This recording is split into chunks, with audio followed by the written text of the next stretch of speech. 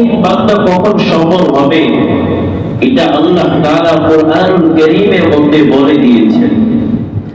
আল্লাহ তাআলা সূরা আলে ইমরানের 185 নম্বর আয়াতের মধ্যে আল্লাহ বলেন, বিসমিল্লাহির রহমানির রহিম, কুল্লু নাফসিন যায়িকাতুল মাউত ওয়া ইন্নামা তুওয়াফাউনা উজুরাকুম ইয়াওমাল কিয়ামাহ। আল্লাহ বলেন, প্রত্যেকটা প্রাণীকে মৃত্যুর স্বাদ গ্রহণ করতে হবে। যারা মানুষ তারও মৃত্যুর স্বাদ গ্রহণ করতে হবে। যার প্রাণ আছে তাকে মৃত্যুর স্বাদ গ্রহণ করতে হবে।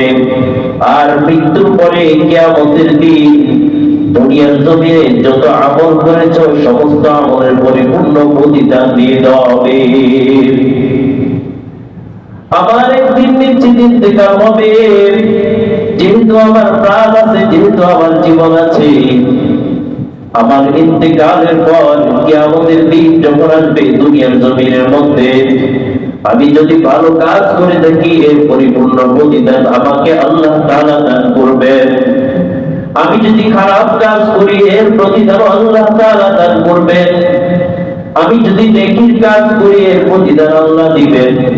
আর আমি যদি গুনাহের কাজ করি এর প্রতিদান আল্লাহ তাআলা দিবেন। আমি যদি জুলুম করি এর পরিপূর্ণ প্রতিদান আল্লাহ তাআলা দান করবেন। আমি যদি ন্যায় ইনসাফ করি এর প্রতিদান আল্লাহ তাআলা দিবেন।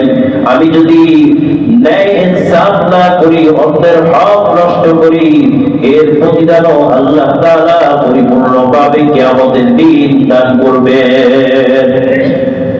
তারপরে আল্লাহ বলেন, فمن زحزح عن النار وأدخل الجنة فقد فاز। দুনিয়ার জমিনের মধ্যে কি আমল করেছো এর পরিপূর্ণ প্রতিদান আল্লাহ তোমাকে দিবেন। যখন আল্লাহ তোমাকে পরিপূর্ণ প্রতিদান দিবেন, এই প্রতিদান পাওয়ার পরে তুমি যদি জাহান্নাম থেকে বাঁচতে পারো, জান্নাতের মধ্যে প্রবেশ করতে পারো, তাহলে তুমি প্রকৃত পক্ষে সফল।